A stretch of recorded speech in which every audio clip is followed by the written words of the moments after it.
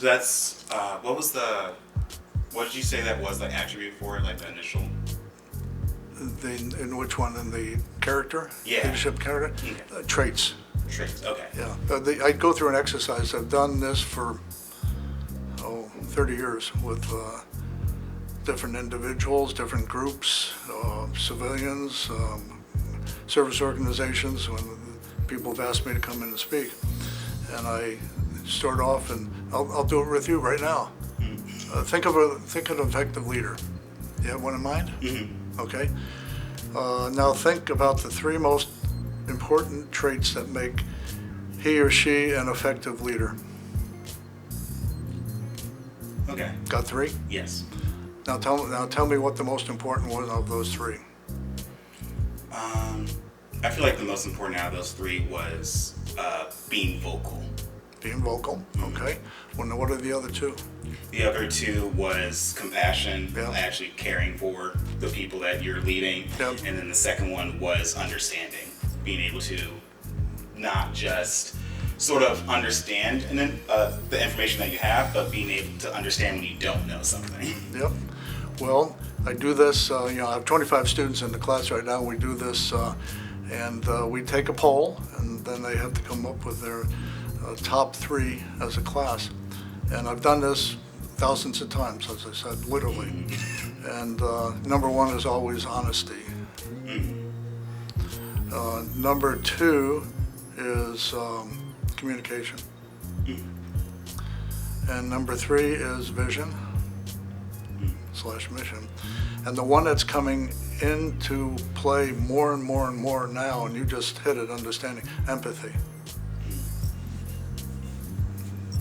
That's what I teach. Yeah. I'd like to see you in action for that. So I'll definitely be able to look for your name. It's fun. Please do. As well, I've been recording for a little bit as well, just to sort of get like some extra footage and everything. Okay. But for the start of the interview proper, we'll just go ahead and start with your name and who you are. Okay. Well, I'm glad to be here and participate in this interview. My name is Tom Haas. Students know me as T. Haas, as well as many of our alumni that graduated when I was the president here. I started in 2006 and retired that responsibility in 19, had 13 years of great service here at the university.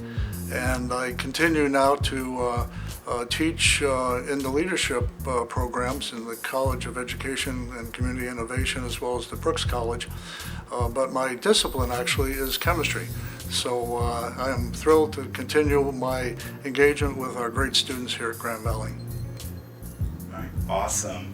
And the next question is, you were involved with the military as well. So give me the branch you were in, when you were in, and then any extra sort of information you'd like to share with that. Okay. Well, I'll start off with a personal story. I grew up in New York City. My mom and dad didn't graduate from high school. My dad decided he needed to go into the Navy during World War II, and decided because he wasn't quite old enough, there was a power in an eraser. All of a sudden became 2 years older and was able to join the Navy. He served in the Pacific Theater.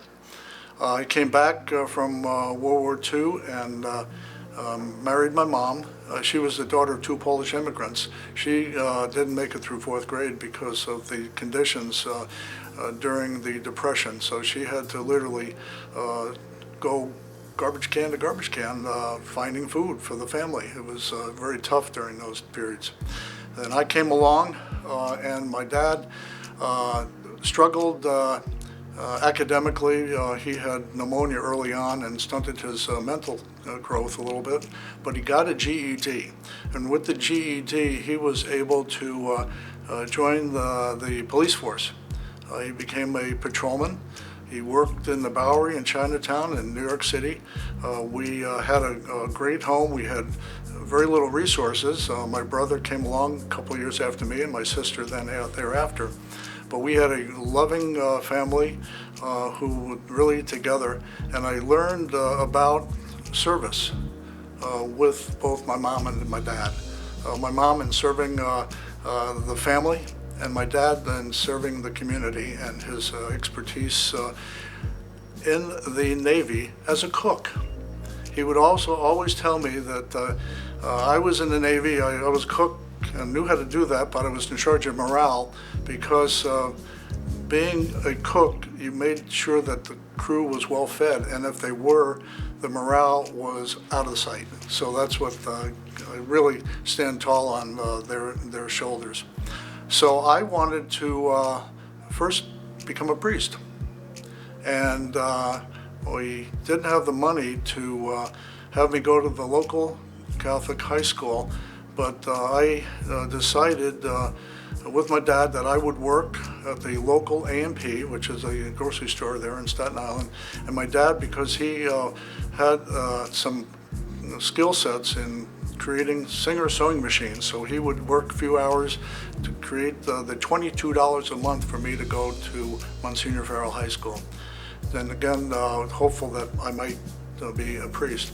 Well, it didn't turn out to be that way, but while I was there, I knew I wanted to go into the service. And with that, I thought of the Navy. I was doing fine academically, but we didn't have the right political background for my dad to pursue a congressional nomination. And so I didn't get an appointment into the Naval Academy, but my academic advisor at Monsignor Farrell said, well, you can try the Coast Guard Academy because you don't need a congressional appointment, or you can try NROTC. So I tried both.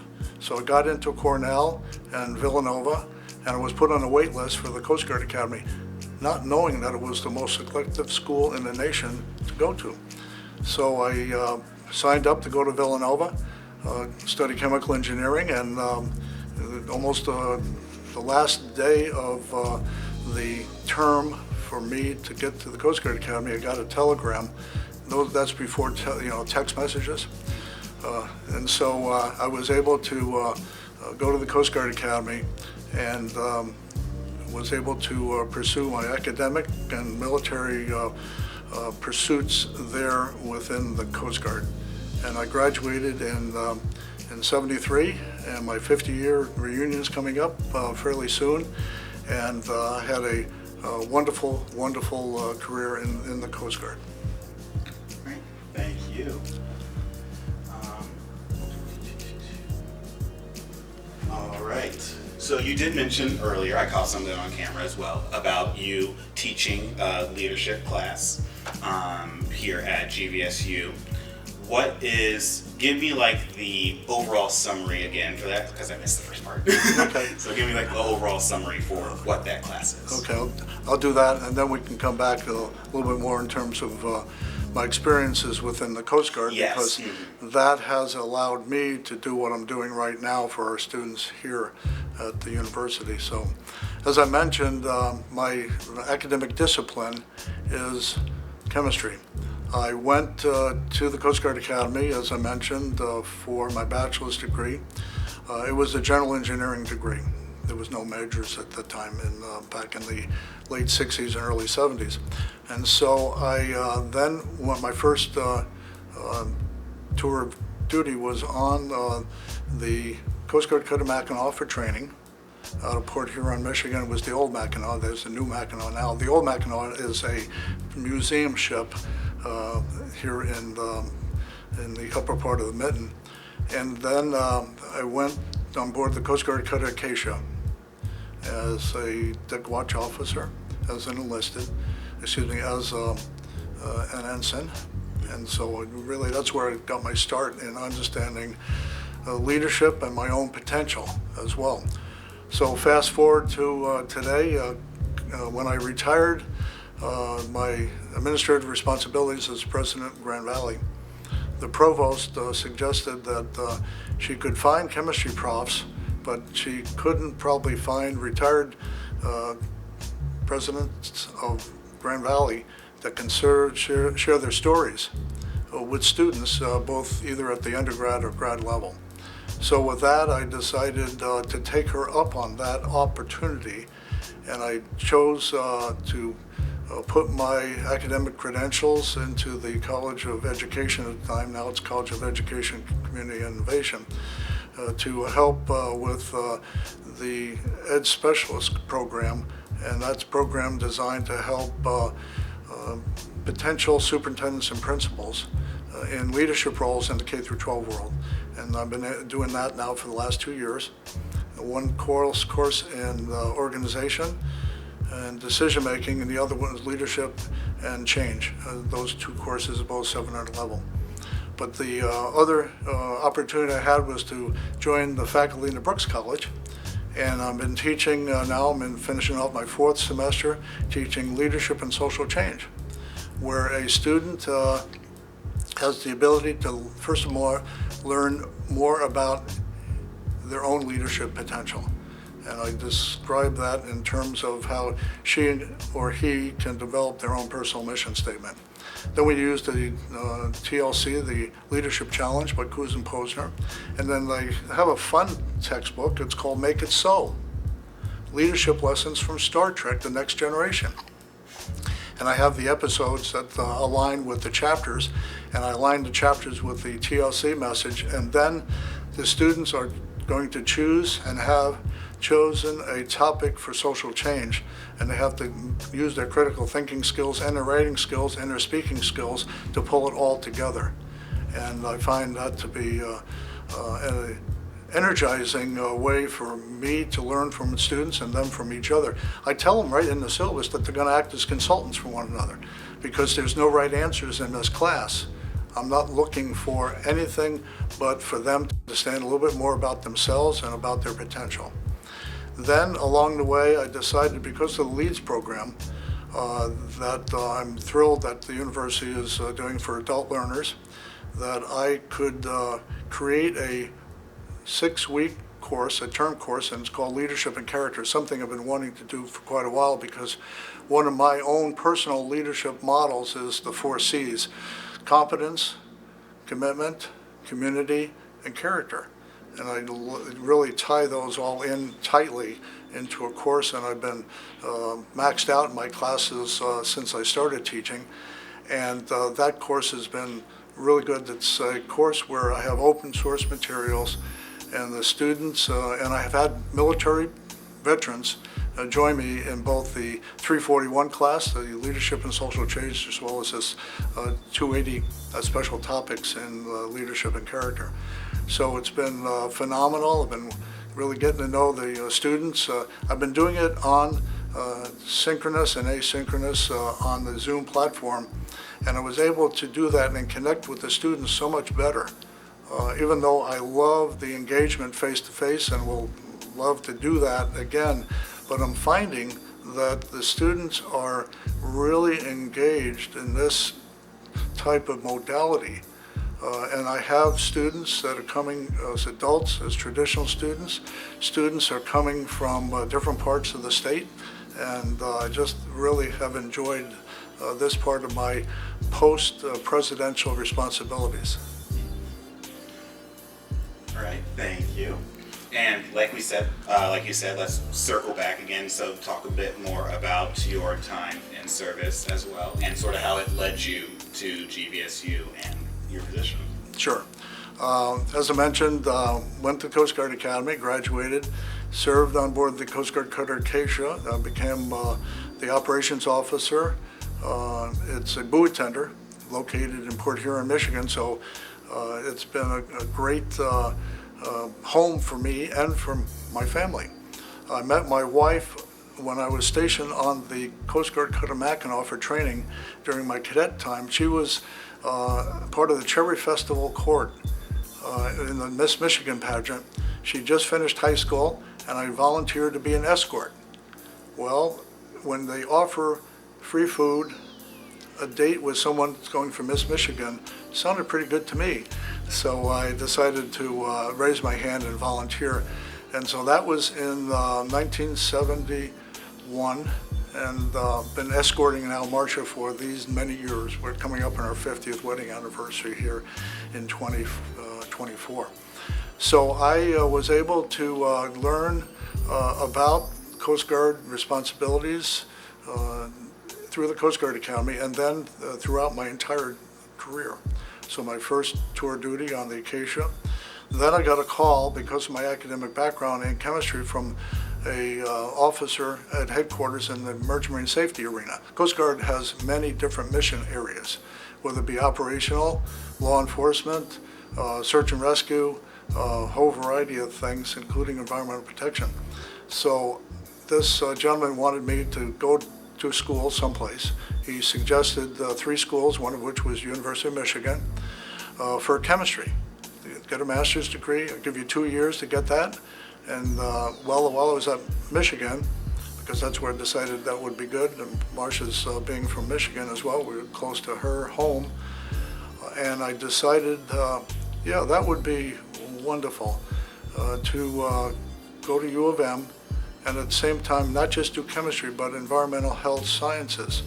And that way I was able to tie in the chemistry for transportation purposes for hazardous materials, but also understand the role and responsibilities the Coast Guard had with environmental protection.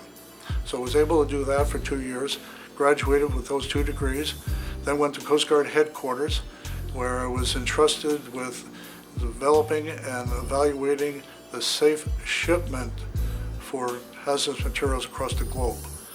In and out of U.S. ports, but also had to be then complementary to the rest of the world as well. Part of that time I was able to serve the Coast Guard and the nation, going to the United Nations, where we actually established the protocols for the safe shipment of hazardous materials across the world. I then decided, because of the fact that we rotate every 2 or 3 or 4 years, I needed to find another way to serve within the Coast Guard, and I decided to go back to my alma mater, to the Coast Guard Academy, to teach chemistry. And along the way also was able to do some coaching, because I played baseball and basketball when I was in college, and I could coach baseball and also help out then eventually with women's softball and with women's basketball too when I was stationed there. So I started off back at the Coast Guard Academy as a faculty member. It's called rotating military staff, teaching chemistry, teaching sailing as well. And then eventually, as I mentioned earlier on in this interview, when I was able to use a degree that I received from Rensselaer Polytechnic Institute in Human Resources Management to help with teaching leadership during the summers. Well, I eventually shifted over a little bit academically to a permanent staff position at the Academy, which required me to get a PhD, which I did through the University of Connecticut in chemistry. Then I did some postdoc work at Yale, again in chemistry, and then was able to, though along the way, do administrative work, still teaching and coaching, do administrative work with being a branch chief and the like early on in my career, getting into administrative responsibilities. And I decided to do what's called American Council on Education Fellow.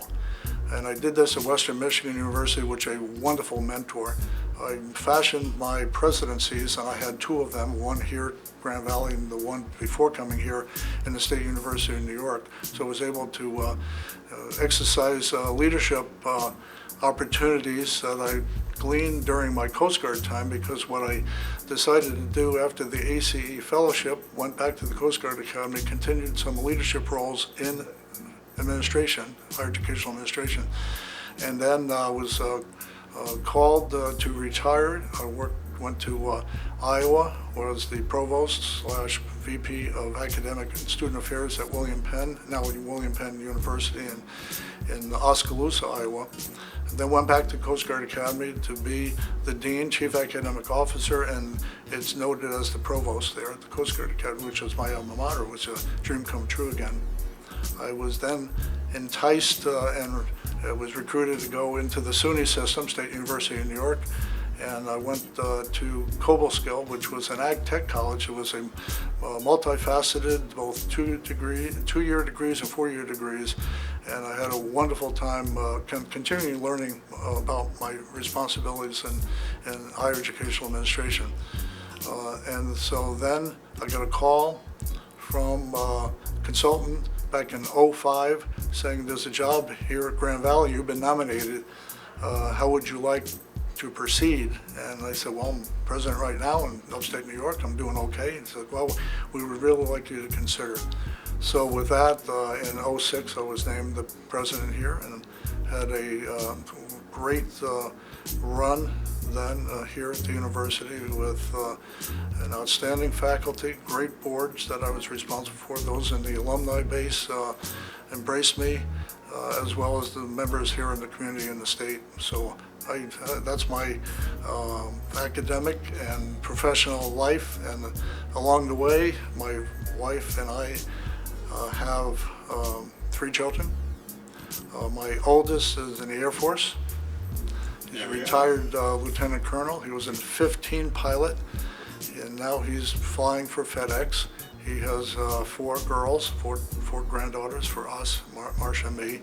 My son retired from the Coast Guard as lieutenant commander, and he is living in Seward, Alaska. His career took him to Alaska 3 times for boat service, called cutter service. He's a cutterman, and now he retired and is building his own business in the brewing industry in Seward, Alaska, which is a port of call for the cruise ships going in and out to go to Denali and back down on the cruise ships. So he's the brewmaster in town, but he's also, in his career, was a training officer in Petaluma, using that expertise and his degree, not just from the Coast Guard Academy, but from Boise State.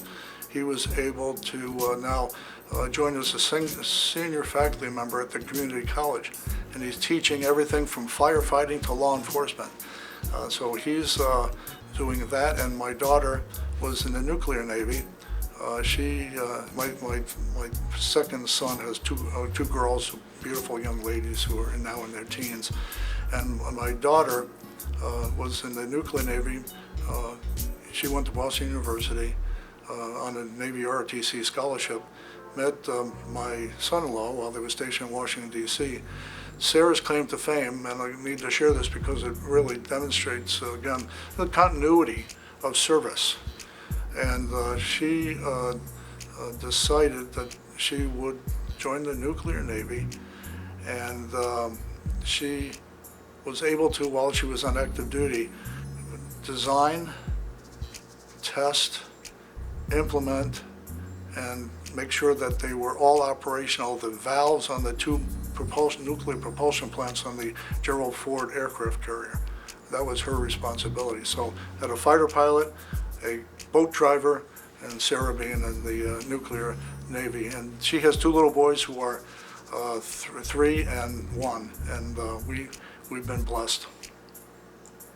Right, thank you. Let me make sure I didn't miss anything. Okay. And then, as well, since you said that you're teaching a leadership course as well at GVSU, what is some advice that you would give to not just our veteran students, but just the students at GVSU in general? Well, I'm going to first off say, give a shout out to President Mantella, because her focus on our veterans is remarkable. I appreciate what she's doing for those that have served us here. We had a approach when I was president to serve the veterans to the best of our abilities, and we saw that we needed to do that. It was a responsibility for us to do that, and I know President Mantella has really done a great job in fostering that. Just look around us here in this space right now. It's been wonderful to see her responsibility towards our veterans and for our veterans. And so when I look at student success, whether it be veterans or students, whether it be the traditional students or the non-traditional adult learners, really take your responsibility seriously to your own learning. I tell students that might be struggling and we have that from time to time, that they're responsible for their learning. I just had one student recently say, "Hey, T. Haas, can you give me a helping hand here?" And I said, "Absolutely, but you're going to have to take responsibility for your own learning." And by the way, that T. Haas is a nickname that the students have given me on my first day on the job back in '06. And now 60,000 alums later know me by T. Haas. But you really, really have to understand that anyone here coming to university, students that are undergraduate or graduates, have the ability to succeed. Faculty want them to succeed. It's for the students to understand that they have the capacity and the desire then to do just that. So first and foremost, take their learning seriously because they own it. I think that's really first and foremost. Make sure that you can manage your time properly. Part of the understanding I have, the students have lots on their plate. Understand that. Many of them are working. Many of them are involved in activities here in the campus and off the campus. And many of them service opportunities and or athletics and other types of responsibilities that go along with it. But manage your time. Always have that calendar in front of you so that you know what is expected for you to fulfill your promises to yourself to succeed. It always comes back in my mind as a advisor working with thousands of students over my career. I always try to emphasize that it's your responsibility to succeed. You're not doing anything for me as a faculty member. You're doing it for yourself and for your future state as a lifelong learner as well, especially in terms of leadership opportunities in the profession, in the workplace, and in your families and in communities. And then finally, this ties into leadership lessons that I share with students and others along the way. Be a good steward of yourself. Understand that your health is so critically important. I understand how frustrating at times life, as I mentioned to my students, life can get in the way. And as a faculty member, I understand that, and I work with students as well. But be a good steward of yourself. Be one that's engaged in healthy lifestyles, healthy activities, because with that, you will reap the benefits too. And so those are the areas that you have to do in order to succeed. Take care of yourself mentally and physically, health-wise. Make sure you stay attuned to the schedule, what your responsibilities are. And I think really be a lifelong learner. All right, thank you. And final question for this interview. Is there any specific message that you would like to give out to the veterans of GVSU?